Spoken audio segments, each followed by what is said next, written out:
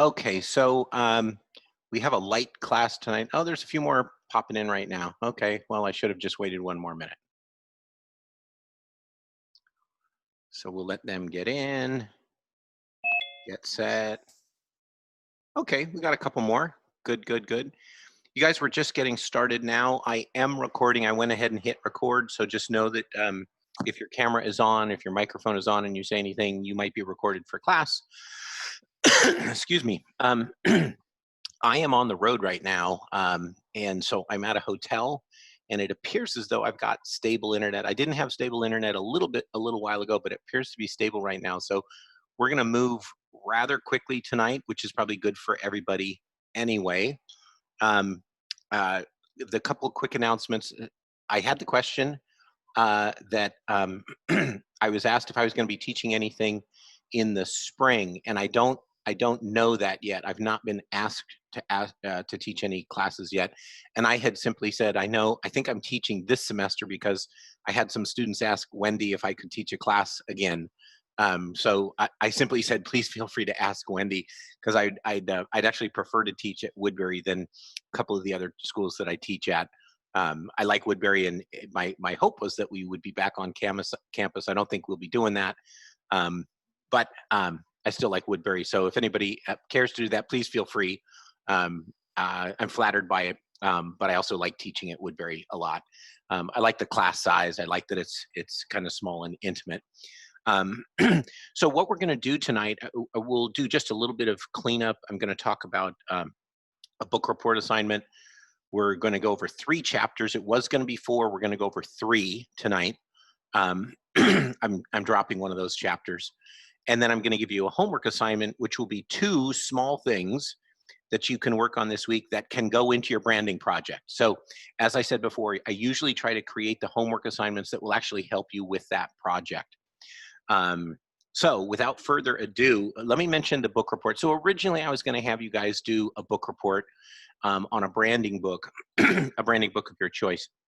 What I've decided, I hope this is okay with everybody, I'm just going to delete that from the syllabus. We're not going to do that as a mandatory book report.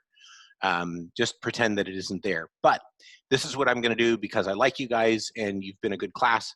I'm going to allow you to do a book report if you would like to do that for extra credit. I don't usually do much in the way of extra credit, but if anybody has either missed any assignments or wants to make up maybe some points from the midterm, I'm going to, I haven't finished the write-up because I'm going to change it a little bit for extra credit, but I will post that on Moodle probably tomorrow. But let me just talk it through very briefly. I give students wide berth. I don't like book reports to be a book that I choose and that I want you to find certain things on. I want it to be a book that you choose. And here's the for anybody that would like to do this as an extra credit, I would like you to choose a book that is either a book about marketing or branding, and there's a lot of good ones out there. I'll probably put some samples on the posting if you guys want that. So it can be a book about marketing or branding. It can be in a specific area. It can be internet marketing. It can be large brand branding, things like that. That's up to you guys. Or you can choose a company that is a company that you really like or that you admire, that maybe you want to work for, that you think does a great job branding. And, and you can do basically just a case study of that company.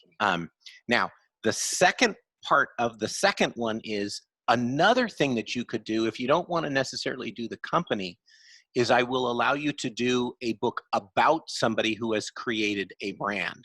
So there are some really good biographies out there about people who have started brands. You know, Phil Knight and Nike, you know, is one that comes to mind.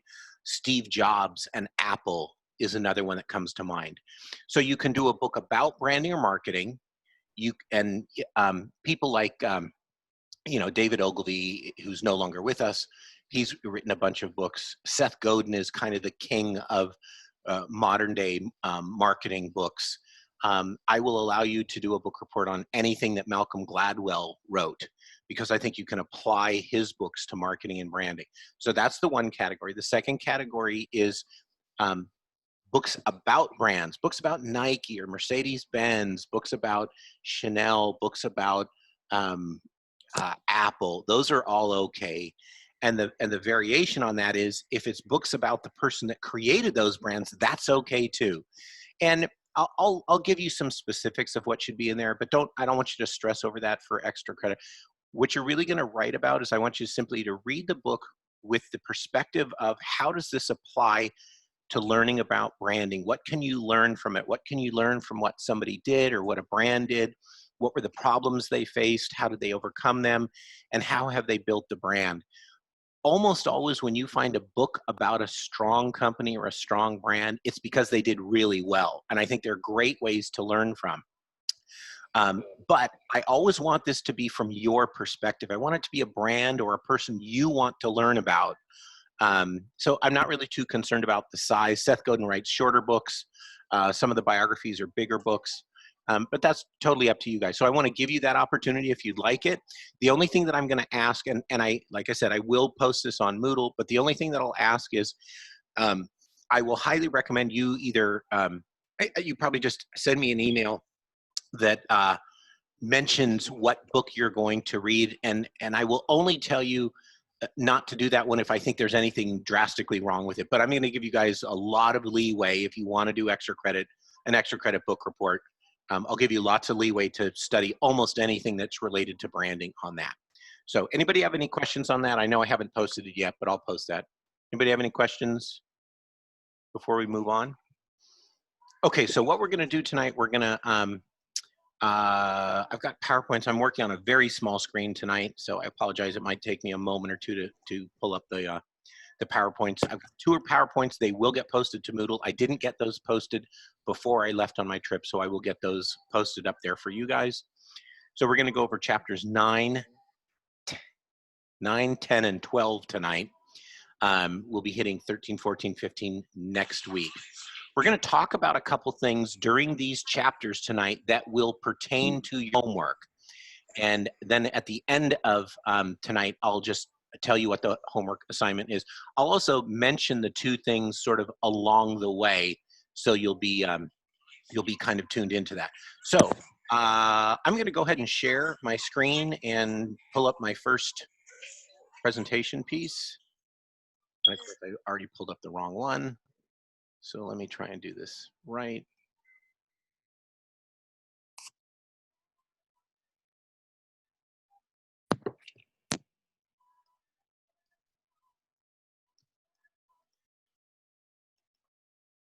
Okay, should be coming up shortly. Can somebody just open up their mic and tell me if they are seeing Strategic Brand Management chapters 9 and 10? Yes. You got, okay, great. Thank you very much. So here's what I want to sort of do. I had read this textbook over the summer, and at the time, chapter 11 seemed like it would be a good one to read. You guys can read it if you want. I do think there's some good stuff in there. I'm not going to be testing from it. So I'm just letting you guys know that I will not be asking questions directly out of chapter 11. So we're not going to go over that tonight.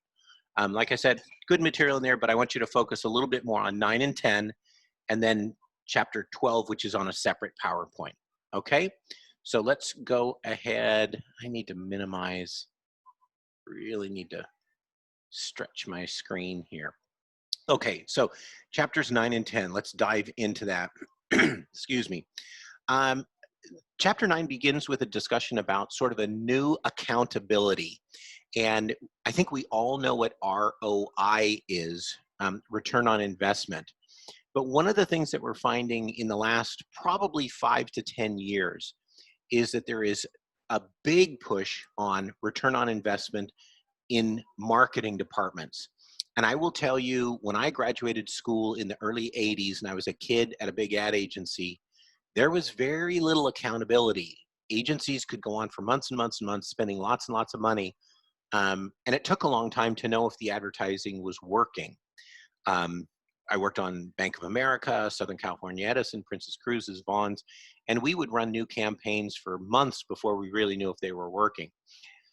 Since that time, there's been increasing pressure on marketing departments to improve their return on investment. And all the way to the point now, especially with digital marketing, marketing, there's much more imperative to get faster results, in part because you can learn if something is working online sometimes within weeks or days or even hours. So the textbook introduces this term. It's a slight difference on what we're used to. ROMI, return on marketing investment. Uh, and this is not a term that's very popular out there, but I think it might be. I think it might become a little more popular. And the challenge to accountability is traditionally in marketing, we've had to balance these two very different desires of ours. One is we want to create marketing and branding that builds long-term brand equity, that builds long-term value in the company, that grows our equity, that grows our brand. But we also have to create advertising that gives us short-term benefits. If you come out with an ad campaign and nobody goes to buy the product, is it really doing a lot of good? So a challenge that we have in the accountability of our branding efforts and our marketing efforts is balancing getting short-term profits and building the company over the long term. Let me give you a very simple example of that. You can create advertising and branding that is based on a quality image, and a lot of people will believe you, but sometimes it'll take a little while for that message to settle in. But your efforts might be towards that long-term, building that business.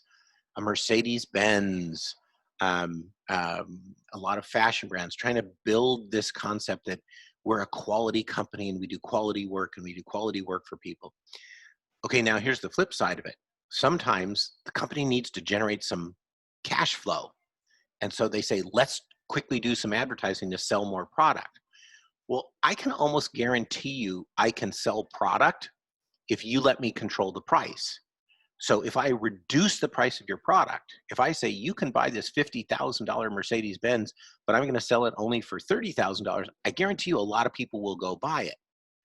But the short-term profits may actually hurt the long-term brand equity. And if you only focus on long-term brand equity and don't focus on short-term profits, you're going to have trouble. You're going to have trouble either way if you don't seek to balance these. So know that when you are creating branding programs, you need that balance in there. You always want to keep one eye on long-term growth, but if you don't get enough short-term profits, you might not get to that long-term growth. And I think it's a very simple but a very important concept, both in marketing and in branding. And that's right at the very beginning of chapter 9. There's two kinds of audits that they bring up right away in here. One is a marketing audit. Here's a definition straight out of the textbook. A comprehensive, systematic, independent, and periodic examination of a company's marketing environment, their objectives, their strategies, and their activities. And a marketing audit is usually done to sort of find or address problems or opportunities. In other words, you sort of do this look at what we are doing. Let's look at our advertising. Let's look at our packaging. Let's look at our distribution, see how we're doing. In my humble opinion, if you have a good marketing department, this is an ongoing thing. You never stop auditing what you're doing in terms of marketing activities. But some companies will do it in a very systematic way, maybe once a year, once a quarter, where they do a in-depth analysis on it. But for a lot of small companies, we're doing this on an ongoing basis. And again, what are we looking at trying to do? We're trying to find problems or find opportunities, or we're trying to find ways that we can address problems that we have. So that's a marketing audit. Now, the follow-up to that is a brand audit, and it's really where sort of the focus of chapter 9 goes. And a brand audit is a consumer-focused exercise that is designed to assess the health of a brand, to find sources of brand equity, and to seek ways of improving, increasing, or leveraging brand equity. So let me sort of go over that again. Brand audit is consumer focused. In other words, we sort of look at things from that consumer standpoint. And when we say it's an exercise, again, it's a thing that we will probably do frequently. And we're looking at the health of the brand, and we're going to go through some of the ways that you do this audit. But we're trying to find, where is our brand equity? How much do we have it? What are ways we might be able to grow it? Do we have problems with it? If we don't have problems with it, how do we increase it, or how do we leverage it? And there's a case study in the textbook. It's relatively short. It's on page 299. I'd recommend, if you can read it, I'll give you a real quick summary of it right now, but I just want you to get an understanding of what a brand audit like this does. And Domino's was seeing dwindling sales. They were seeing their sales go down. This was a number of years ago. And what they did is they began doing both quantitative and qualitative research. So the quantitative, the numbers, was showing that sales were going down. The qualitative research, they basically asked people what they thought of Domino's Pizza. And if you go back to when Domino's really first started, which is when I was in college, 30 some years ago, close to 40 years ago now, the big brand message from Domino's was that they did pizzas fast. They really didn't say anything about good pizza. They talked about hot pizza fast. And originally there was a 30-minute guarantee. And Domino's actually got into a little trouble with the 30-minute guarantee because their drivers were getting a lot of tickets and getting in accidents. And I will tell you, as a college student living in a dorm, we would sometimes purposefully, I'm not saying I ever did this, but I know people who did, who would purposefully give Domino's a slightly wrong address or room number. And I lived in a 7-story dormitory. And so you might say that you were, at this particular dormitory, and you were on the 3rd floor, room 314. And, once they got there and they knocked on the door, you went to tell the people on 314 you ordered pizza and you lived on 714. So they'd go and they'd knock on the door. And of course, people would say, I didn't order a pizza. Who's it for? And they'd say, oh, it's for Brian. They go, oh, he's up on the 7th floor. And meanwhile, you'd have your friends that were, pushing buttons on the elevator and trying to slow the guy down. And if they got there 1 minute late, you got a free pizza. Right? So that's what Domino's was originally known for, fast pizza. But over the years, they unfortunately got the reputation of being not very good pizza. In fact, the joke, which this case study mentions, is a lot of people used to say the pizza box from Domino's tasted better than the pizza. Yes, you got it fast. Yes, you got it hot, but it didn't taste good. And they discovered this from a brand audit, from asking people what they thought about the brand. They found that people did believe they'd get it fast from Domino's. They just didn't think it would be very good. And so as a result, Domino's changed their ingredients, they changed their recipes, and they created a focus of trying to make a better pizza and still delivering it fast. And that's the Domino's brand that you see right now. They had to go up against people like Papa John's, who's not been as much of a threat in the last couple of years, but for several years they were. Papa John's went out on a brand message of being a better pizza. And guess what? It worked for a while. So the Domino's case study is simply a case study that'll show you what a brand audit can do for you. Sorry, I went a little too far. Marketing audit, brand audit. So one of the things that you might do inside of your brand audit, or as a part of your brand audit, is to create this comprehensive profile of your products, your services, the things that you sell, what kind of marketing you're doing. Very simply, you begin to list those things. What do we have? What is in our brand? What is our brand known for? You might list your brand elements there. What is our logo? What does it say? What are our colors? How easy are they for us to use? Are they easy colors? By that I mean some people have created colors that translate better through certain media than others. Things like day glow colors don't reproduce well. So if a company tries to do a color and it looks different on different media, that's not good for the brand. But there's three things of which I would actually recommend when you guys go out and do jobs, get jobs and begin working for people. These are three things that I think you can bring to them if they're not doing already. And the first one is one that I actually think you could do for your brand project.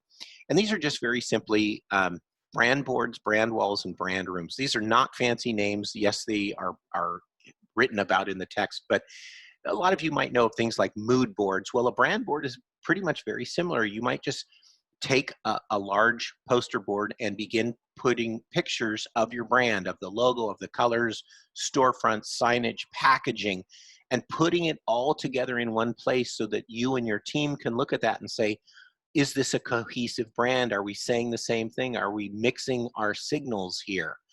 I've done this at companies where we actually took an entire wall of a conference room and we said for 1 week, we are only going to put up on that wall images of our brand. And we started at one end and we put up all the images of the brand, pictures of the product, pictures of the packaging, pictures of our spokespeople, pictures of our website, pictures of storefronts.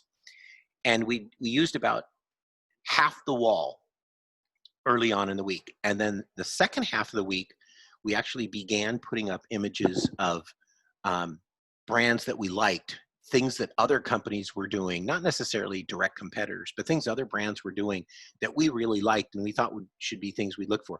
And we kept that up for a week. And I will tell you, it was so powerful to bring a team into that room. 1 hour in that room and you were just completely immersed in the brand, and it was very easy to brainstorm from that point. At even a larger level, some companies devote an entire room to that. I have one client that does this. I have one client that has devoted an entire conference room to ongoing study of their brand and their products. They have all their products in that room. They have posters in that room. They have advertising in that room. They have color books in that room, Pantone books. And we do a meeting twice a year in that room just by looking at the product and then looking forward and saying, how do we want to change this going over the next year? How can we morph this brand into next year's brand without changing things too dramatically on it? So just know that those are tools that we use. I would recommend for your brand project that you maybe do a brand board on this. Maybe you allocate just a small pinup board or a poster board, and you can do that same kind of thing. You can, as you are creating your brand, you might put some pictures or printouts up there. You might also put some pictures or printouts of other brands, maybe competitive brands, maybe just brands you like or things that they do. Maybe you like the fact that there is an arrow in the FedEx logo that a lot of people never see, and so you might put a picture up of it there. I do find it's a very good way of solidifying in your mind brands when you're in the creation phase, like you guys now are on that project. So that's brand inventory, sort of checking out all those things, the products you sell and what's going on, all those different brand elements that are in there. Brand exploratory, I think that's kind of a fancy name, but research directed to understanding what consumers think and feel about the brand.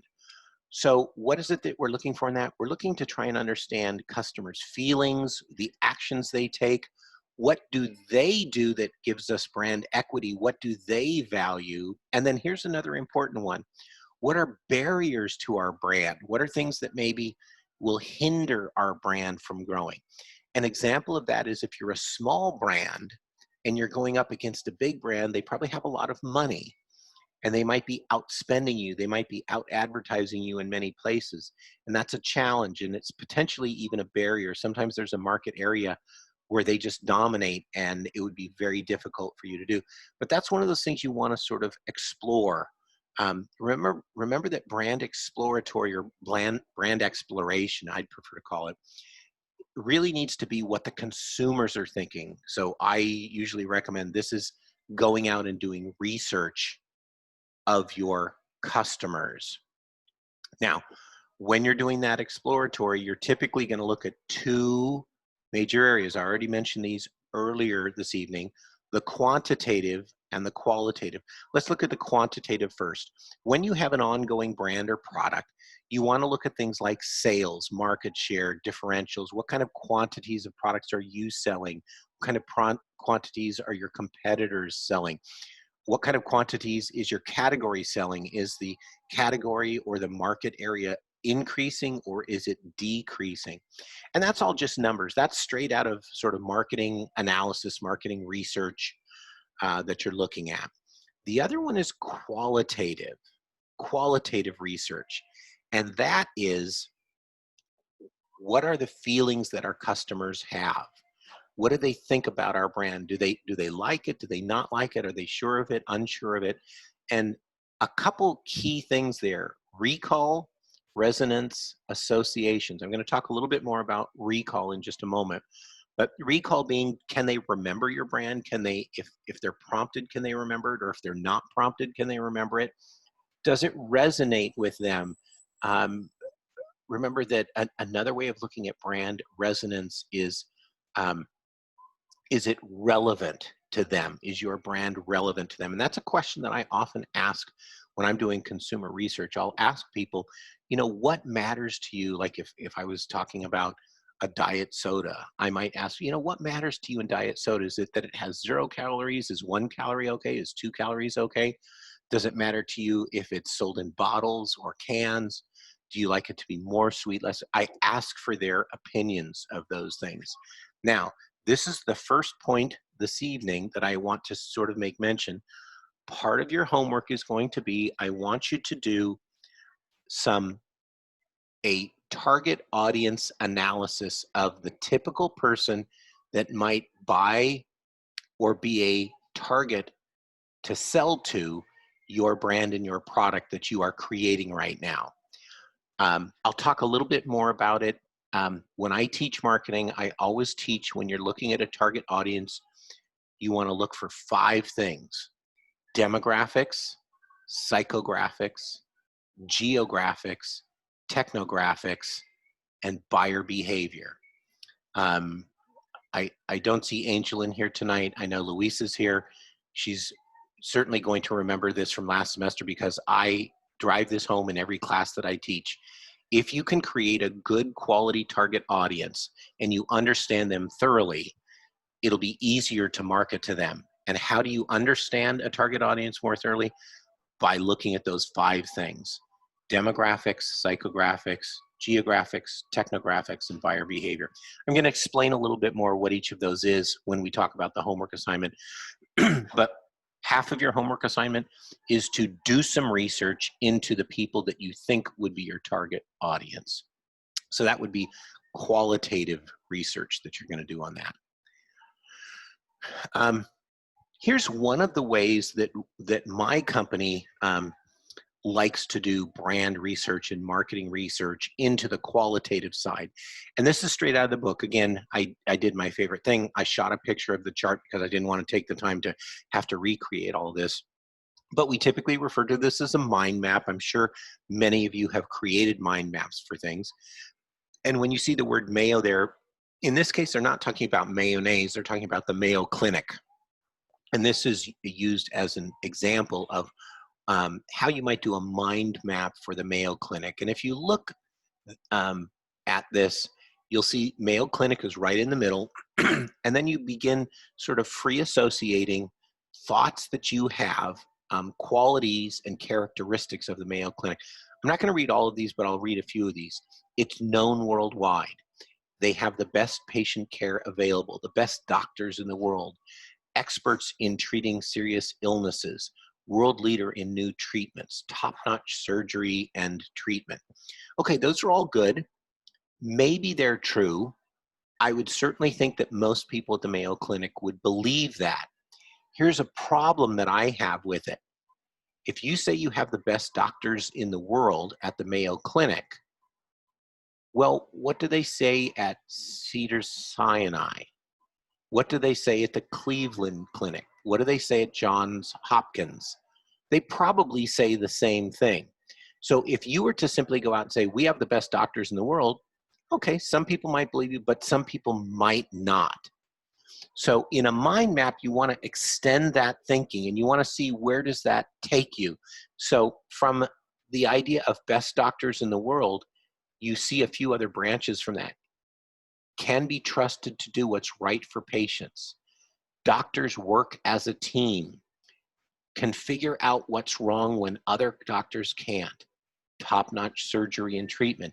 So you begin to be more focused in what you're looking at with the mind map. And then finally, when you get to that outer circle, those green areas, these are things that are actually maybe more actionable and probably more unique if you go through this thought process. Because I'll tell you the truth, when it comes to marketing products and services, a lot of people are lazy. They would just come out with an ad and say, we're the best in the world. We have the best doctors in the world. And I would call that kind of lazy marketing or lazy branding because almost everybody claims it. My clients sometimes are not happy with me.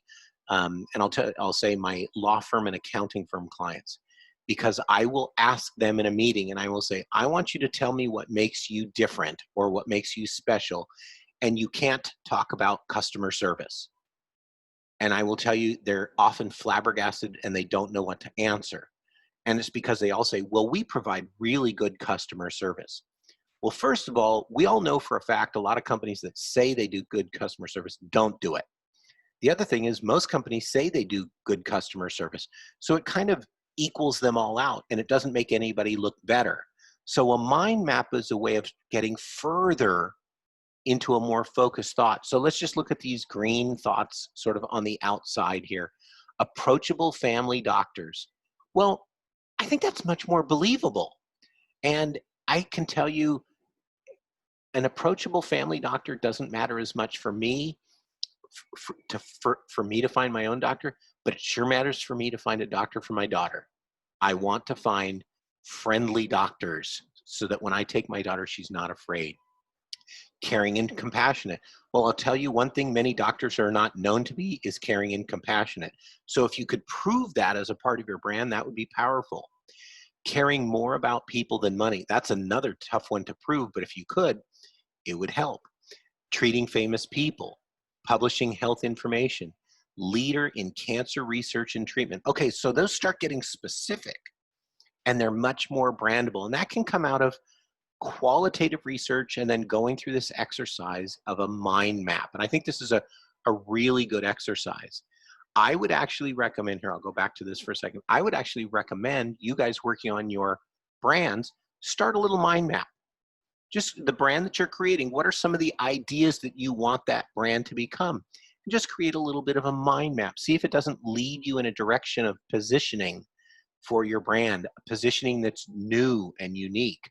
If you were, for example, creating a brand of beer and you said, well, it does taste great and it's light beer, so it's less filling, you might not be wrong, but guess what? Miller Lite has that taken care of with their brand. Literally, their tagline for years has been, tastes great, less filling. So a mind map might help you find other ways of positioning your brand. Okay, so brand positioning considerations. And now we're talking about the positioning of a brand.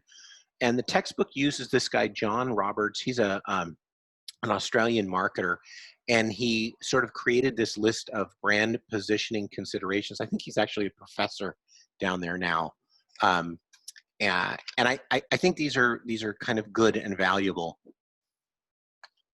And what he says is how you position a brand is really a function of 4 different things. And here's the 4. What customers currently believe about your brand. What do they think and what do they know about your brand right now? A second consideration is what will they value in a brand? In other words, if you were to say, okay, forget about our brand for a second, what do you want in a brand? What would you like in a brand? What would you value in a brand? A third one is what the firm is currently saying about the brand. So we first said, what do the customers believe about the brand?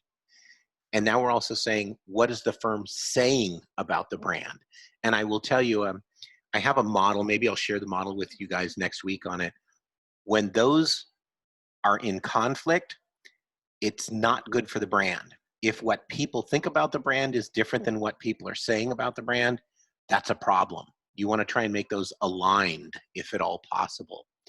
And then the fourth factor is where the firm plans to go with this brand in the future. So if you think about it, what the firm is currently saying about the brand, where it wants to go with this brand, what people currently believe about the brand, and what they will value in a brand. Let me give you one example of one company I'm sure you're all familiar with that used factors like this in creating their brand and their positioning, and that's Southwest Airlines. So Southwest Airlines grew out of two previous brands. One was Air Cal, and the other was PSA, and these were both discount West Coast airlines. And one folded into the other folded into Southwest. And Southwest did research. They did a brand audit. They were finding out, asking people questions about what they knew and thought about Southwest Airlines. But they also asked questions about what they would want in an airline. And what they found out was on the West Coast, airline passengers were willing to give up some things to get some other things. What were they willing to give up? Well, when people fly across the country or fly across transcontinental, transatlantic, transpacific, longer flights, they want to know where they're going to sit and they want to choose it in advance. They might want to sit by a window. They might want to sit on an aisle. They might want to sit in first class or business class or coach, but they have very specific opinions on that. And on those longer flights, they're more willing to pay for that. What Southwest Airlines found out was if you're just flying from LA to Vegas on a 55-minute flight, or from LA to San Francisco on a 55-minute flight, what people really want is they want frequent flights and they want them cheap. And so Southwest said, well, if we could give you a cheap flight, but you didn't get to select your seat, would you be okay with that? And the majority of people said, yep, we'd be okay with that. We want cheap flights to Vegas, cheap flights to Phoenix, cheap flights to San Francisco. And they were willing to give up the assigned seating. Well, that's why Southwest came up with what we now refer to as the cattle call, Group 1, Group 2, and Group 3. And you're in Group 1, Group 2, or Group 3. And if you happen to buy your ticket for Southwest and you're in Group 3, you know you're not going to have a great seat, but you're also probably not going to be on a real long flight. And you also know typically when you fly on Southwest, you're going to get cheaper prices. Well, that all came out of doing marketing and brand audits and looking at these considerations. And Southwest has gone so far as to say, we will take care of our employees. And if we take care of our employees, they will take care of our customers. And we will take care of our customers by having frequent flights and low prices. Yes, they'll give you a soda. Yes, they'll give you peanuts, but they don't give you hot meals. They don't have movies, and you don't get assigned seats. When Southwest did their strategic planning, they found out if we can get rid of the assigned seats, it's less time to buy a ticket, less time to check people in, less time to get people on the plane. And they knew they could save time, and if you save time in an airline, you save money. So that became a whole strategic part of their brand just by doing an analysis like this. Now, here's something you're not going to find in the textbook. I should have put my name there just so you guys knew it was me and not in the textbook. But this is a small model that I created to show our clients how we're going to position their brands. And let me just talk these through very quickly. So one is we do an analysis of what a customer wants and what a customer needs, right? And we just list them out. We literally do this on a whiteboard and we say what they want and what they need. And trust me, those two are different, often different things. It's my belief that what they want matters more than what they need. You need to be careful of both, but if you're talking to an engineer, they're always thinking about specifications and what they need. You know, a metal needs to be a certain strength to build something out of. But that's an engineer. Most of us aren't engineers. The example that I give on this is think of fashion. Most women need a purse. You can buy a purse for $1 at a thrift store, for $20 at Target, or for $1,500 from a high-end store. What do women want? Most women want a nice purse. They're willing to pay a lot more money than they have to. And that shows you that wants and needs are different. A kid in high school needs a pair of tennis shoes for gym class. But what do they want? They want expensive Nikes. Wants relate a lot to emotions. And emotions are very powerful when we're making decisions. So we at Newman Grace, we look at customer wants and customer needs. Another way of saying this, to put it in brand equity terms, is what do customers value in a product or service? And then we look at what do we have to offer? What do our products and services offer? And then we look at our competitors' products and services. What do they have to offer? And then we create a Venn diagram just like this. And if I put this in animation, what I would show you is sometimes, and the sweet spot comes from what you have to offer and what your customers want that your competitor does not offer, right? So that means that's something you have that's special. That's also the thing you should probably be advertising, is that sweet spot of marketing. What you have to offer that your customer wants that your competitor does not offer. I often, when I'm speaking to business groups, I say, this is your license to make money if you can find this sweet spot. And if I was creating animation, what I would show you is our goal is to make this sweet spot bigger and bigger and bigger. And this one that would be our competitor's sweet spot, we want to make smaller and smaller and smaller. We want to make our offerings more enticing to the client and make the competitor's offerings look less. So this is just a very simple model. And again, I put this in here tonight because I think this is something you guys might be able to put into your brand creation project. You might look at and say, this is what my brand is, and what I have to offer. This is what other brands are offering, and this is what customers want. And then you find that sweet spot and you say, that's where our brand sweet spot is. I'm going to pause for just a moment. Anybody have any questions so far? Does that model seem like it kind of makes sense to you guys? It's a way of really simplifying a complex branding process into a very simple way of making your brand unique. And I'm going to give you probably 2 more tools tonight similar to this. So that's what I call the strategic sweet spot, or a strategic sweet spot analysis. Okay, another element that the textbook identifies as a part of this brand audit is to create a brand Bible. They also call it a brand manual. Our firm actually calls it a brand Bible, so that's the one that I wrote up here. And a brand Bible is going to have all the important information in it about your brand. We always do it in a 3-ring binder, and we create this for every one of our clients that we create a brand for. You want to put all your brand elements in there: your colors, your logos, your taglines, your slogans, your packaging, all the things that relate to your brand that way. You want to put information in there about how your brand is used and how your brand is being seen in the marketplace. The next one that you want to look at is not only what your brand values, but also what you know your customers value in your brand. So you're going to put in there colors and logos and how you use it, all the way to things like point size. The largest one I have ever seen on this, I worked for a trade publisher, trade magazine, a healthcare trade magazine. It was in Malibu. Our company had 6 magazines, and we had the largest home healthcare trade magazine in the country. That's not a very large magazine. It was only about 15,000 readers, but it was all people that owned home health stores. The place where you'd go to rent a wheelchair when your grandmother breaks her hip and she needs a wheelchair for 6 months. That's the kind of place that this was. Well, we pitched Humana Healthcare on doing a custom magazine that we would produce for them, and we won the account. And it was about a $3 million job. It was a big, big job for our company. And Humana Healthcare sent us their brand Bible so that everything we made in the magazine would adhere to their brand. It was over 1,000 pages of instructions on how to present their brand.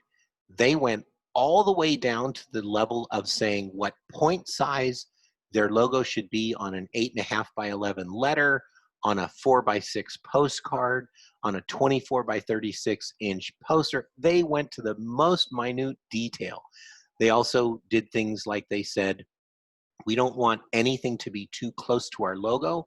And the way they defined close to the logo was as a percentage of the size of the letters. So in other words, they said, if our logo with the word Humana in it, if the H is 1 inch tall, we don't want anything within a 1/2 inch of that logo. What they call the wraparound or the clearance distance was 1/2 or 50% the height of the H in Humana. That's a really detailed brand Bible. For you guys creating your brand and doing your brand project, I'd actually recommend going through this exercise. You don't really have to create a brand Bible. Maybe you just do this as a paragraph or two where you identify all these elements. But I think this is a very good exercise in thinking through a brand. What you should also be doing in an ongoing basis with your brand and finding ways of measuring how your brand is doing, you want to constantly track consumer brand thoughts, brand feelings. What do they think about your brand? As you go on through time, you don't want to assume what they thought a year ago is what they think now. So this needs to be ongoing tracking of your brand. And quantitatively, this one typically is a little bit easier because what you're looking at is you're looking at the measurable things, the sales of your brand over time, the market share of your brand, the dollars made, the units sold. You want to basically use that as a way of tracking your brand going on from now into the future. Chapter 10 sort of picks up where chapter 9 leaves off, and we're still talking about looking at brands and finding ways of measuring effectiveness of brands. And it goes a little bit more into the qualitative and the quantitative research you should be doing. And very simply, the qualitative research is probably going to be best done by talking to your customers. And some of this is in the textbook. I added a little bit here, but I firmly believe that interviewing customers is a great way of learning what they feel about your brand. Focus groups is another way of doing this. I've done many, many, many focus groups. I've done focus groups for Woodbury, in fact, where we created discussion groups for the MBA program. Previous undergraduate business students that we interviewed and had in focus groups to learn their feelings about maybe going to Woodbury for an MBA. The textbook mentions that one of the best ways of doing this when you are talking to people is let them free associate. So you don't want to lead them on and say, do you think Woodbury is a good brand? You want to ask them, what's your opinion of it? What do they think about it? And another one is sort of this concept of projecting. Sometimes when you ask somebody their opinion, they don't want to hurt your feelings and they may not tell you. So sometimes you need to sort of project it out and you need to say, well, if you were to pick the top 3 MBA programs in Los Angeles, what might those 3 be? And that's a way of getting somebody to project their feelings without project their feelings without necessarily thinking they're hurting your feeling. So qualitative research, that's the way people think and feel. Quantitative research, here's 3 things that are very important. We've talked about them a bit before. I want to talk about it just a little bit more tonight. Recognition. Do people recognize your brand? And very simply, you can show people things like colors of your brand, maybe a logo icon that doesn't have the name of your brand on it, and see if they recognize that. I could do that right now. If I showed you the typeface of Coca-Cola, but it was printed in another word, you could probably see it was the typeface of Coca-Cola. If I showed you a logo that was using an orange color along with a gray color, you'd probably recognize that as Home Depot. Red, white, and blue you might recognize as Bank of America. We'd call that recognition, brand recognition. They can see that your brand is in there. Then let's go into this concept of recall. There's two very important types of recall. I know we've touched on this before. I want to make sure everybody understands this. Aided recall is when you ask somebody, prompting them with a small idea. Have you seen any commercials on television lately that have, and you might just say something like, a clown? You are aiding their recall. And they might say, oh, I've seen a McDonald's commercial with Ronald McDonald, or I've seen a Jack in the Box commercial with the Jack in the Box clown. That's aided recall. You might also simply ask the question, what kind of fast food ads have you seen recently? And if they say, oh, I saw the McDonald's commercial with Ronald McDonald, that is unaided recall.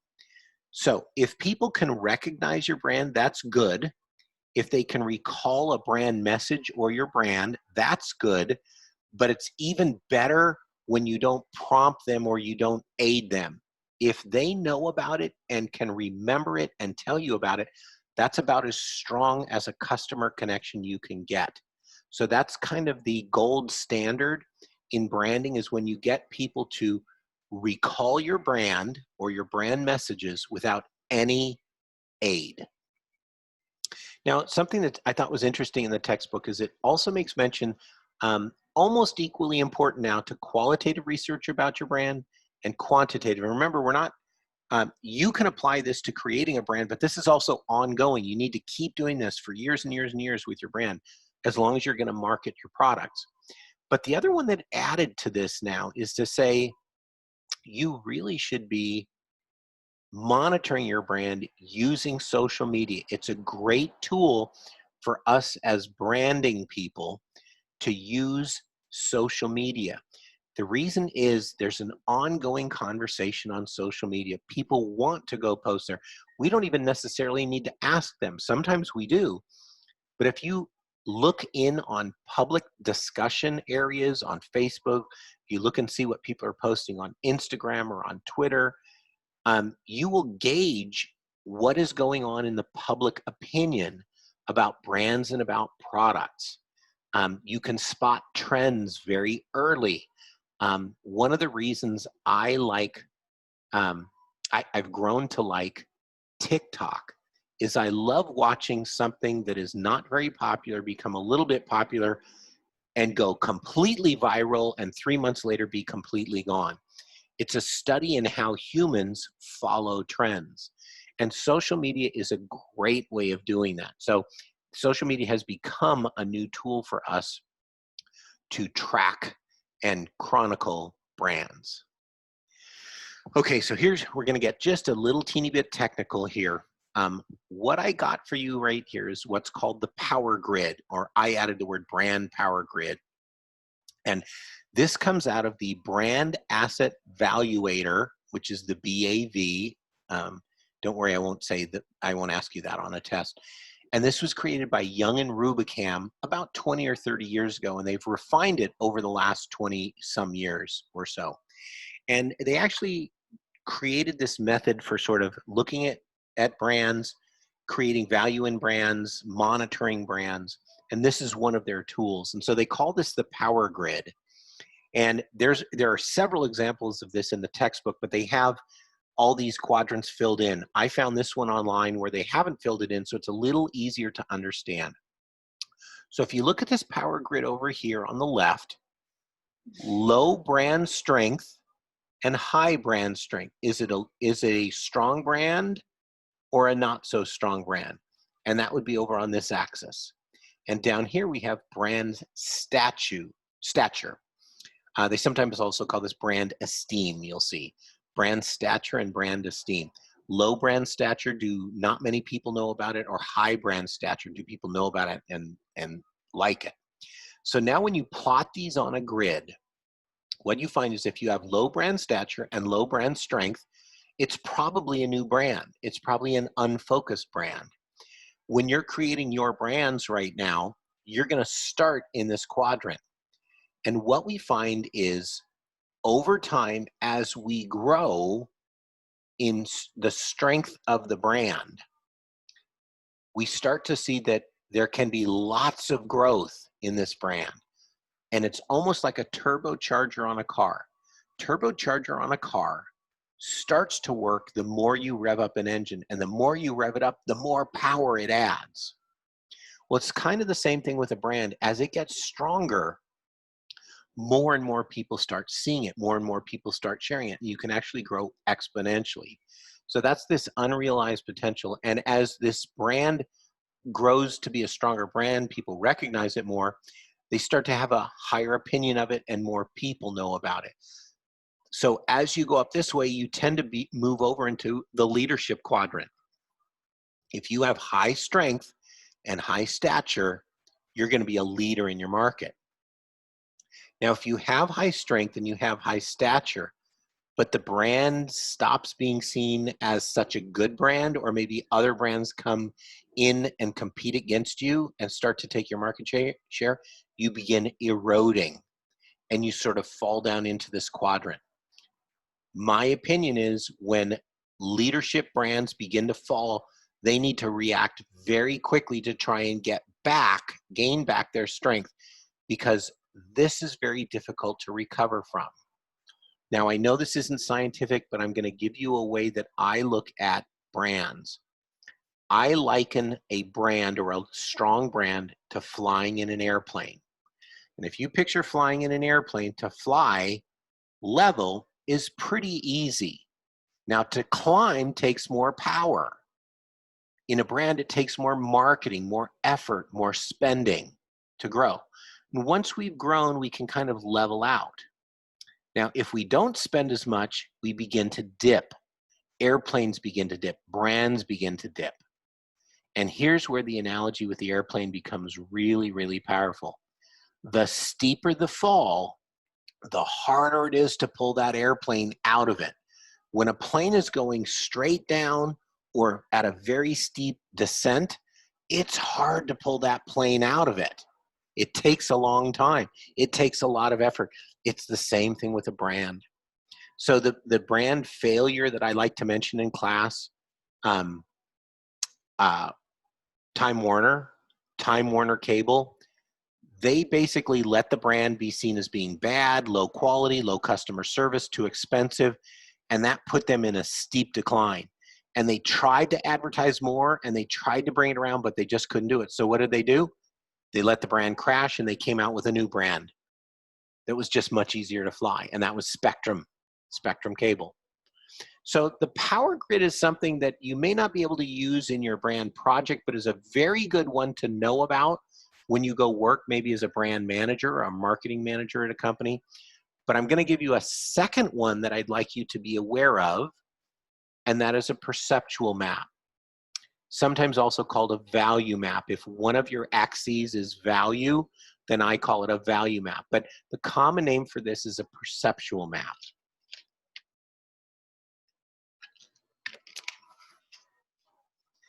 This perceptual map is the second half of your homework. So the first half is I want you to do some research into a target audience. The second half is I would like you to create a perceptual map for the brand that you are creating. Now, here's how you do this. Draw an X on a piece of paper. If you want to make it 4 boxes, you can do that too. But just make sure you have 4 quadrants. One here, one here, one here, one here. It can look like this, just the same. Put a square in the middle of the box, and you can have this here and here. Or you can do it this way. This is kind of a nice, clean way. And all you're going to do is on the vertical axis, I want you to create 2 opposite criteria. In this case, it was practical cars versus classy cars. On the horizontal axis, conservative branding versus, or products versus sporty. Now, once you create the 2 axes and your 4 different criteria, you simply place the brands appropriately on this. Now, when I do this for companies, the way that I do it is I do a small amount of research, maybe with 20 or 30 customers, and I ask their opinions. If I was doing this on this car one, for example, this is the Porsche logo over here, and I would ask them, on a scale of 1 to 10, 1 being practical and 10 being classy, where would you put a Porsche? And if most people gave it a 9, that's 9 would be right about here. So that's why the Porsche is this high, about the same height as Mercedes-Benz. And then I would ask them on a scale of 1 to 10, 1 being very conservative in design, 1 being very sporty, what would you give Porsche? Yes, question. Professor, how do you determine, based on what data do you determine who goes where? Like for our homework, like, you know, the fact that let's say you have Porsche a little higher than Mercedes or Audi. Where do you get that data, or is it your opinion? Like, yeah, how so that's a great question. So it can be either of the above. It can be data that you either find or get. Like I was just saying, I actually typically do consumer research to give me this data, and I will interview 20 or 30 consumers, and I will until I get a consensus. And I find the easiest way is to give them a very simple scale, 1 to 10. Where do you put it on 1 to 10? Where do you put it on? Where do you put this on 1 to 10? Where do you put this on 10? But you could also do things like you could actually do sales. You could do popularity, very popular versus not very popular. And you could do it based on market share or sales. And sometimes you don't have the data and you're simply using your opinion. But what you're doing is you're trying to create a visual map of where these are. Let's look at a couple of these just to see maybe how close it is to our opinions. Let me ask the group, on the scale of practical to classy, would you say Mercedes-Benz is on the classy end of that scale? I think I would. It's certainly not on the practical, even though a Mercedes-Benz can be somewhat practical, but I'd say it's better to call it classy. What about on the axis of sporty and conservative? Well, look at Ford over here. Ford as a brand, it's probably a little more conservative. Now, Ford Mustang might be over here, but we didn't say Ford Mustang. We just said the brand Ford. Whereas VW, well, a little less conservative. I'm not sure that I agree with that, but it's probably in this zone. Honda, I don't think of as being super sporty, but they do have some sporty models. Toyota's kind of in the same bunch here. BMW's here, but they're also higher on the classy scale. So when I see these, do I disagree with them a little bit? Yes, but do I disagree with them a lot? No, I think it's probably pretty close. Yeah, question. Oh. Okay. Yeah, Professor? Yes. For our homework, the one that you want us to do brand, you want us to make this square, but do you want us to only put ours or in comparison to others? No, I want you to put yours and find at least 2 or 3 competitive brands or brands that would be competitive with yours, and just go through this exercise. But what you can choose is what goes here. You don't have to choose classy and practical. You don't have to choose sporty and conservative. Any 2 that are basically at opposite ends. I often do. Now, you haven't actually created this product yet, but if you were doing this on a real product, one of the ones, and here's another thing about perceptual maps. We might do 4 or 5 of these. If I was working in the car market, I might do 4 or 5 of these, and I'd keep changing these to see where my brand emerges. But one that I always do is I do price on one, low price and high price, and I do quality, low quality and high quality. And when you look at quality and price, that tells you value. So if you have a really high priced car, but very low quality, it's not a good value. If you have a high priced car and high quality, it's going to be perceived as being better value. So I would usually look at things like, when we do this with fashion brands, you might do things that are modern versus conservative, might be 2 of the criteria you'd have for a fashion brand. If it's food, you might do something that is sweeter taste or savory taste, or you might do something that is healthier versus not so good for you.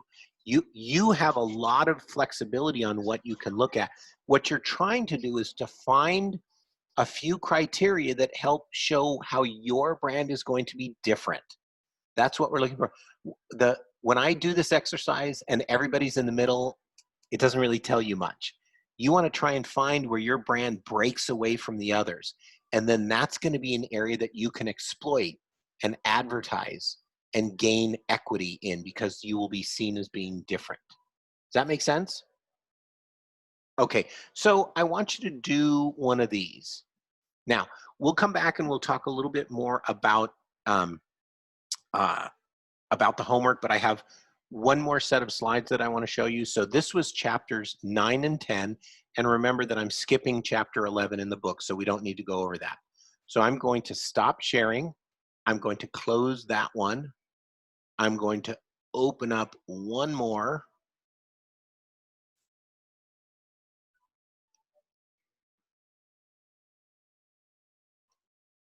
And I'm going to do chapter 12.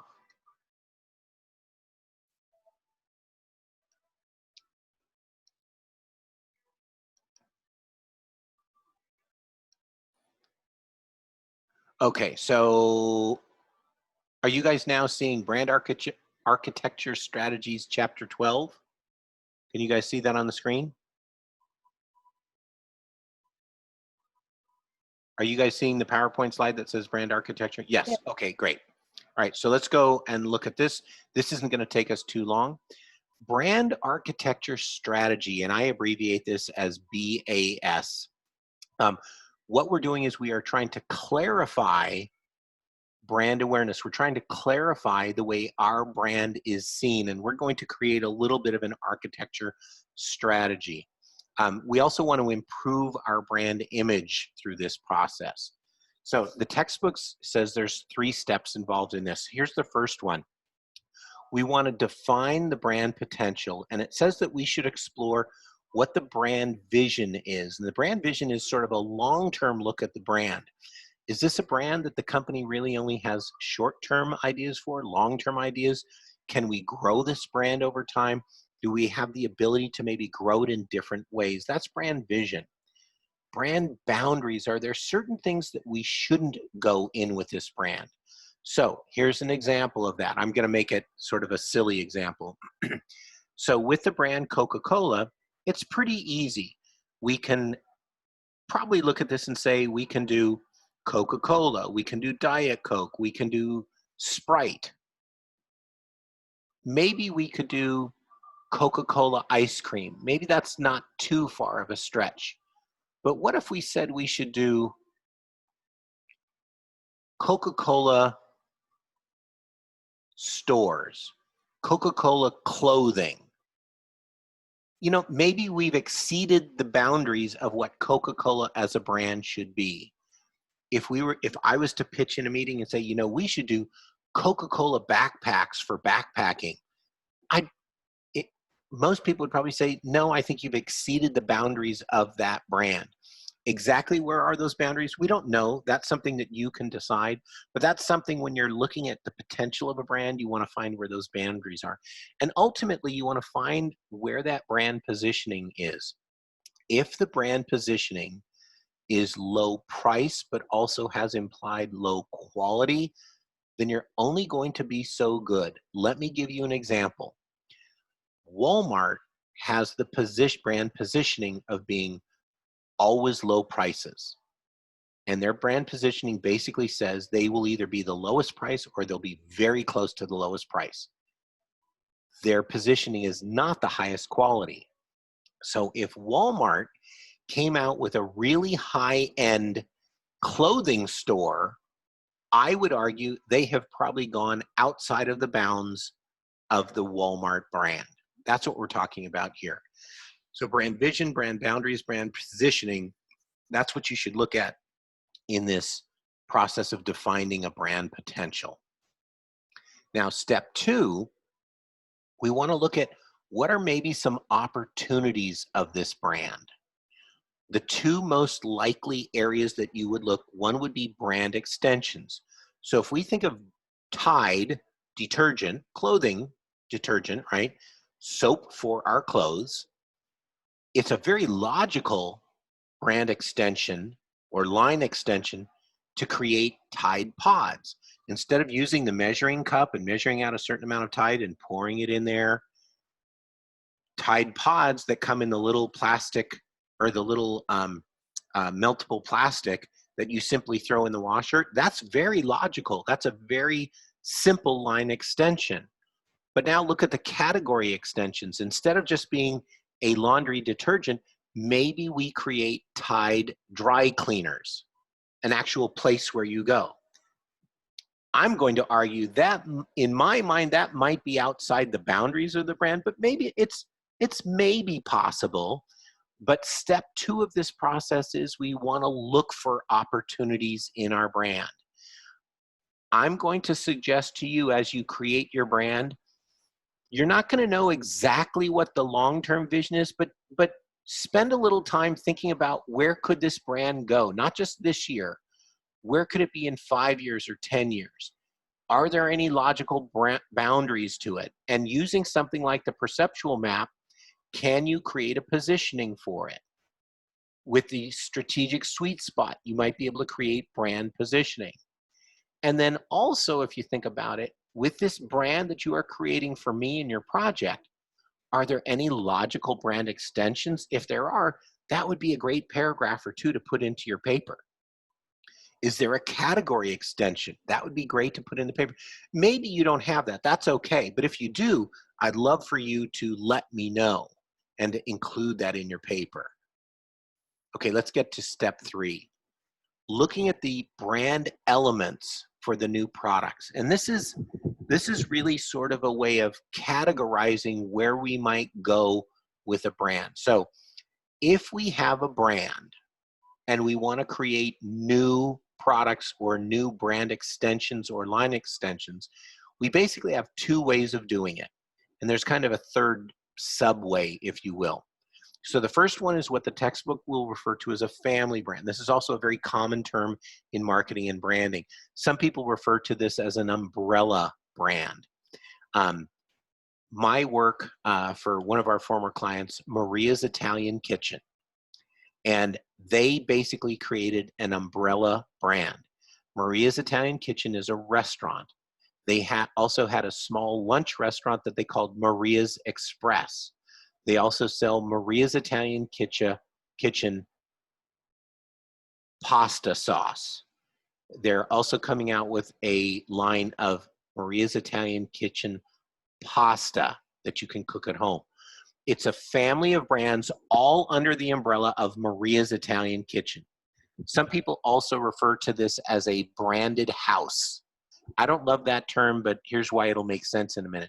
The other style of doing this is what is called a house of brands, or I will tell you what I call it in my business, and we call it a portfolio of brands.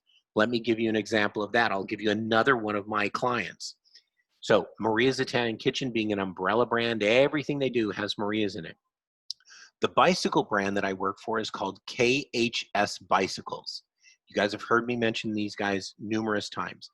KHS is a brand that was started by a gentleman here in the US. He was from Taiwan. His family owned a bicycle factory, and they still own it, a bicycle factory in Taiwan, but he was living in the US. He went to college here, he got a graduate degree here, he got a master's degree, then he got a doctorate degree. And then he created a bicycle brand here in the US. He's lived here ever since. So that brand is called KHS. KHS actually are the first letters in Taiwanese of a saying that is hard to translate, but it basically means providing value to society through education, right? His father was a teacher, and his father was the one that started their company. But that doesn't mean anything here. And when he launched his company, because they owned a factory that actually made bikes, most of their money was made making bikes for other companies like Diamondback and Schwinn and Panasonic and Specialized and a lot of other bike companies. So for about 20 years, they didn't advertise their own name very much because they were making bikes for other companies. Well, as those other companies stopped making bikes in Taiwan and moved to mainland China and Bangladesh and Cambodia to make their bikes, my client started advertising his own brand more. That's when he brought me on.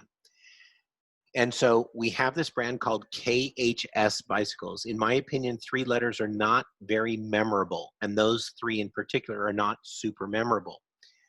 But I have recommended to them to create some new brands. So for example, their BMX brand is called Free Agent BMX. Their beach cruiser line is called Manhattan Beach Cruisers. Their exercise bicycles are called Robics, which is a play on the word aerobics. So they're not all called KHS exercise bikes, KHS BMX bikes, KHS beach cruisers. We've actually created 4 different brands that are all a part of the portfolio of brands that are operated by KHS Bicycles. Family brand, where everybody uses the exact same name. A house of brands where you actually change the brands, but they're all owned by the same company. And one variation on that is what is referred to as a sub-brand. So think of it this way. Apple is a brand. That's also the company. iPad is a sub-brand underneath Apple. So you have Apple. Not all Apple products are iPads, but all iPads are Apple products. So you have a sub-brand underneath the brand of Apple. And this creates what we refer to as a brand hierarchy. A brand hierarchy. And let's just go through this. I've only really got 1 slide after this, so we're almost done. Brand hierarchy. So if you think about a corporate brand, the name of a company that becomes a brand, that's the corporate brand. That's the highest level of in the brand hierarchy. Underneath that is what we call a family brand. Underneath that is what we call an individual brand. Underneath that is a modifier, and underneath that is a product description. Here's an example, and this is the example that's given in your textbook. So hopefully this is pretty easy to follow. In the car business, the largest car manufacturer in the United States is General Motors, also known as GM. It's the name of the company, but they've also used it as a brand. There are cars that are called General Motors, but they're called cars that are under the General Motors brand that are called other names. So GM is the corporate brand. Buick is a family brand underneath it. So GM is the corporate brand, Buick is the family brand underneath it. Underneath that is the individual brand of a model of car, which is the Buick Regal. So you have the General Motors brand, the Buick brand, and the Regal brand. They're all, if we say a General Motors Buick Regal, that's one car. It's got 3 brands, and the hierarchy is the GM is the corporate, the Buick is the family, and the individual name is the Regal. Underneath that is what's called a modifier. And for the Regal, there might be a Regal EX, and a Regal GX. You guys might know this from the Apple iPhones. When they came out with the iPhone X, you had an Apple iPhone X, Apple iPhone XS, and then I think the one after that was the Apple iPhone XS Max or something like that.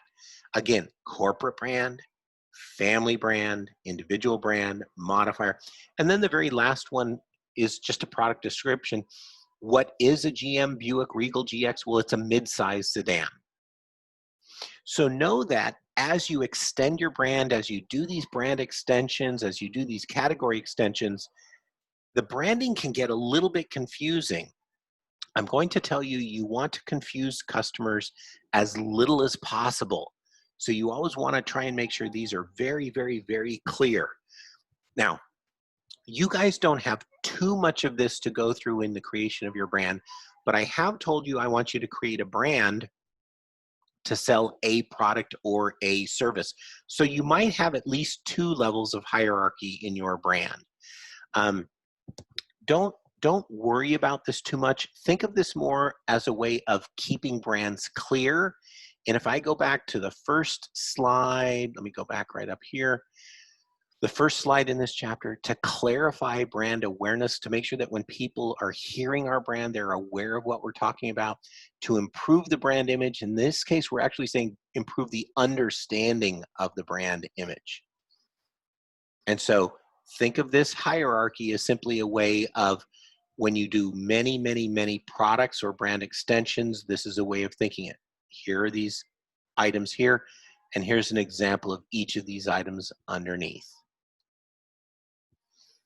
And so the chapter leaves us with some of these ideas on how do you sort of keep your brand architecture in line, and they refer to these as guidelines. Let's just go over these very quickly. The first being, always look at a brand from a customer focus, not from what you want it to be, but from what your customers want it to be.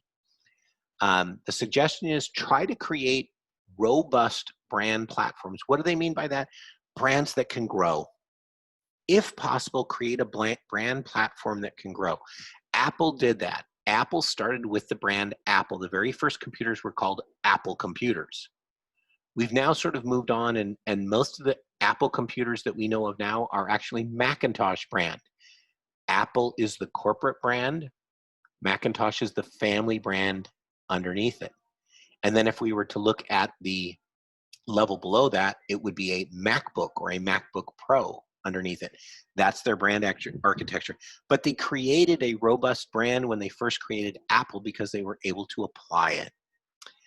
Another thing you want to look at is avoid over branding. If you brand too many things with the same name, it starts to become confusing in customers' minds. So be careful of over branding. Selectively employ sub-brands. So when you have a brand underneath, you always want to make sure those work together. Apple has done this very creatively because almost every product is an I something, iPad, iPod, iPhone. So they've made it easy for us customers to recognize the branding either in the name Apple or in iPhone or iPod or iBrand. Be careful when you extend the brands. Know that there's a good side to it. If your brand is strong, launching a new brand gets to gain some strength from that. But also know that sometimes people extend brands and the extended brand doesn't really match up to the original brand, and it actually causes harm to that. So it's okay to extend your brand, but just be careful. Don't just automatically think everybody will love the brand on a new product just because you use that brand. And then lastly, if you're a company that is buying other products, make sure that any brands that you buy are going to mesh or work nicely within your current brand's architecture. And if it doesn't, I would actually suggest rebrand the product that you buy, the brand that you buy. The same is true if you guys have studied this in any of your other maybe management classes. When one company buys another company, it often looks really good on paper, but getting the two corporate cultures to work together is not that easy. One might work from 9 to 5 and they like their 1 hour lunches, and the other company might work 8 to 4:30 and they only get a half an hour of lunch. And would a half an hour lunch versus an hour lunch make a big difference at two different companies? You bet it would.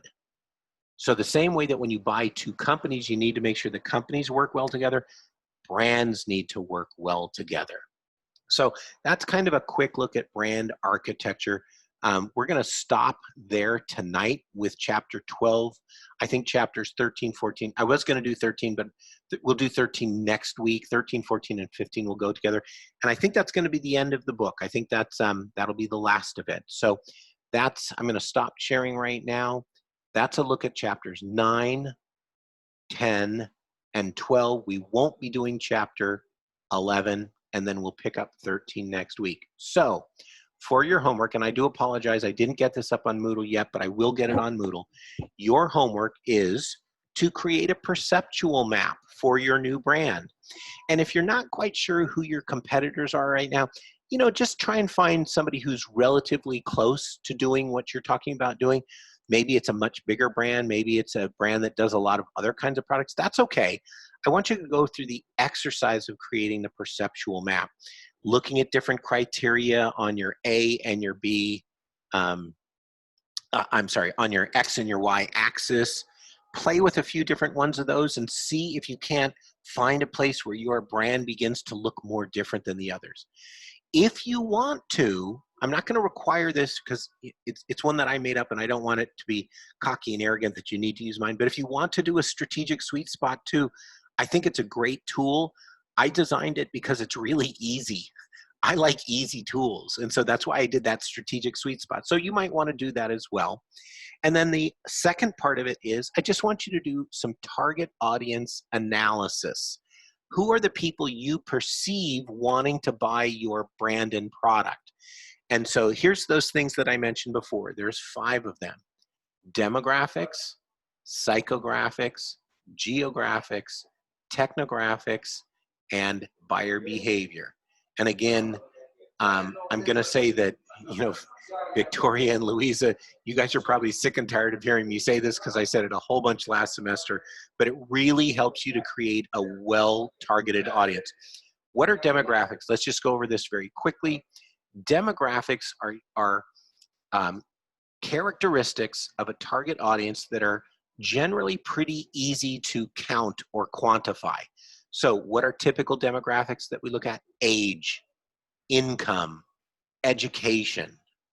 Those are demographics. It's easy. If you ask somebody their age and they tell you, you now know their age, it's quantifiable. Demographics are typically quantifiable. Psychographics are more what people think, more what they feel, a little harder to identify. So the classic difference between demographics and psychographics that I always say in classes are, if you were to ask if somebody is Republican or Democrat, you have to register to be those. It's very specific. That would be more of a demographic. But if you ask people if they're conservative or they're liberal, that's much more subjective. One person's idea of being conservative might be another person's idea of almost being liberal. So that tends to be a psychographic. One of the classic psychographics that was first sort of discovered in marketing was this concept of the early adopter, the person who likes technology and they like to buy it early. Kind of hard to quantify, but there's a certain type of person that likes technology more. We can even put them in a group. You guys are in that group. Gen X and Gen Z are early adopters of technology. Your parents are probably not quite so early at adopting. Your grandparents certainly are not going to be as early at adopting it. I'm one of those where I don't put a lot of apps on my phone right away. What do? I ask my daughter, I ask my students, what's a cool app for this? That's how I learned about Waze, which I use all the time now. But I wasn't one to put it on there to begin with. I waited till other people used it and told me it was good. You guys are early adopters, I'm not. So those are psychographics. Geographics, well, I told you guys I want your brand to be a national brand. So you don't necessarily have to say, oh, my target audience is in Omaha, Nebraska. Maybe what you're going to tell me is that they're urban customers or suburban customers, or they're from coastal states. Like if you're coming out with a new surfing brand, your customers are going to live close to the ocean. Or if you're coming out with a product that is used in the snow, well, then you're going to tell me the geographies are places where it snows. So that's what we're looking for in geographics. What are technographics? Technographics are really, really cool. If I was starting my career over, this is probably an area that I would study. And technographics are how customers interact with technology. What kind of technology do they use to shop? What kind of technology do they use to buy? So for example, if I was doing a technographical study of you guys, I'd probably find that you do an awful lot on your phones. Yes, you use a laptop when you're doing schoolwork, but when you're just surfing, when you're chatting with your friends, you're probably doing that on a smartphone and less on your computer. That would be studying technographics.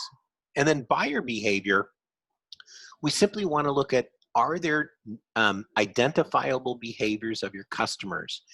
Meaning, a buyer behavior of some people is they like to buy things in quantity.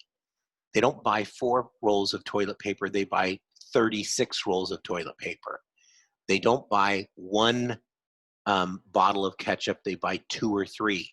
Well, if you were a company like Costco, that buyer behavior is really important because you know those people are willing to buy big, giant packages. That's buyer behavior. Buyer behavior, do they shop a lot? Do they shop online? Do they comparison shop? Do they read labels? Do they listen to spokespeople? That's buyer behavior. So when you're creating a target audience, whether you're doing it for my project, for your own company, when you're an entrepreneur, or when you're working as a marketing manager at a company, my suggestion is always look at, if you want to, you can say it with me, demographics, psychographics, geographics, technographics, and buyer behavior. So for your homework, do a perceptual map, do a target audience analysis, and guess what? When you have those done, those can go right into your branding paper for me. So do it for me. You'll get credit for it on your homework assignment. And you'll also get credit for it in your paper. And with that, I'm going to say we just went over an hour and a half. I think that's enough for tonight. I'm probably starting to lose my voice. Any questions on any of that from anybody?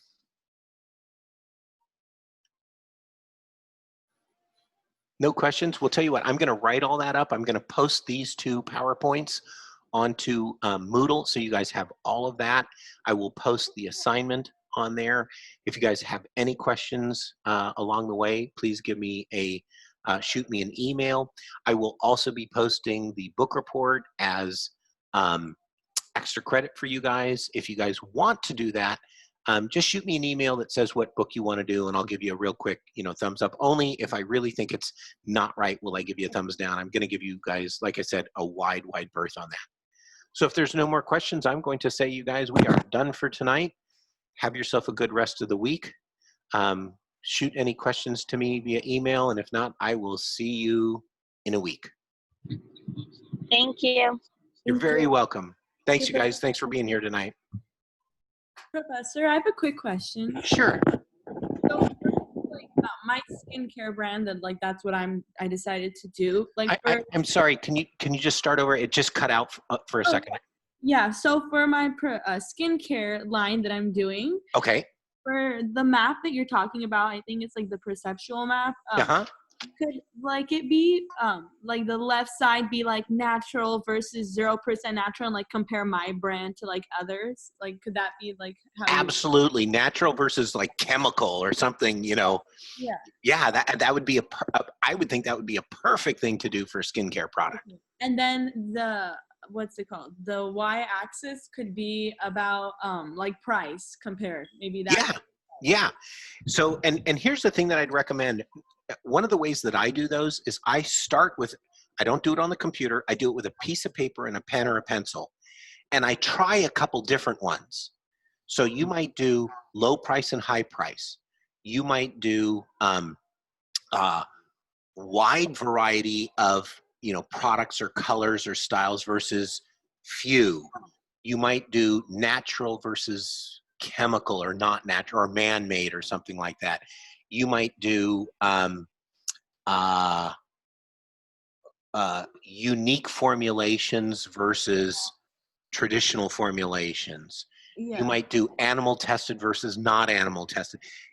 I just try a few different ones to see where your product really, kind of jumps out. But you've got it exactly right. Those are the ones that you mentioned would be great to do for that. Okay, perfect. And then underneath, I can do the what's it called? The audience. It would be Gen Z and millennials, and I can write that underneath and kind of describe who they are. Yeah, and just make sure you cover those demographics, psychographics, geographic, technographics, and buyer behavior. Perfect. Yeah. I'm picturing the perception map is probably 1 page, and the audience profile is probably 1 more, something like that. Yeah, the perception map, I can honestly, I think with the shapes on Word, I can draw it up maybe, and then get the logos of the brands. Yeah, it's really easy. So you can do that on, I often do it on Word. I turn the page sideways and I do exactly what you say. Or here's another really easy one, PowerPoint, because you can You can make little circles or ovals and put the logos inside. You can do an X like that real easy. With Word, you kind of have to create new text boxes. Yeah. I just find for perceptual maps, PowerPoint's even a little bit easier.